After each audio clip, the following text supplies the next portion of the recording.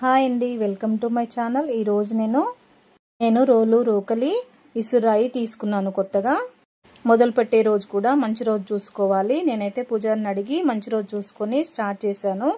రోలు ఇసురాయిని శుభ్రంగా కడుక్కొని పసుపు రాసి కుంకుమ బొట్లు పెట్టేసి తర్వాత కంకణం కట్టాలండి. పసుపు కొమ్ము తమలపాకు కలిపి కంకణం కట్టాను.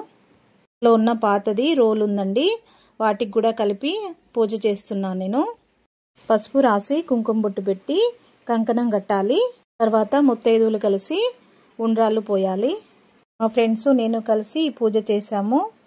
రోలు రోకల్ని లక్ష్మీనారాయణలాగా భావిస్తారు. రోలు లక్ష్మీదేవి, రోకలి నారాయణుడు అంటారు. అలాగే పార్వతీ పరమేశ్వరులాగా కూడా భావిస్తాము మనము. ఇలా చేస్తుండే అయితే నాకు చాలా హ్యాపీగా అనిపించింది. ఇలా అన్నీ రెడీ చేసుకున్న తర్వాత ఉండ్రాళ్ళు పోసుకోవాలి.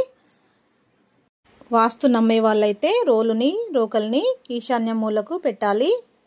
రోలు రోకల్ని ఎప్పుడు విడిగా పెట్టకూడదు. ఉండ్రాళ్ళు పోసిన తర్వాత ఇసురాయిలో పొడి బియ్యం వేసేసి ఇలా ఇసురాలి ఫస్ట్, లేదంటే ఇసుక వచ్చేస్తుంది. ఇలా ఇసరడం వల్ల ఇసుకంతా పోతుంది. అలాగే రోల్లో కూడా తడి బియ్యం వేసుకొని నూరుకున్న తర్వాత క్లీన్ చేసుకొని వాడుకోవాలి. తర్వాత అమ్మవారికి తాంబూలం సమర్పించి వచ్చిన ముత్తైదువులకు కూడా తాంబూలం ఇస్తే చాలా మంచిది.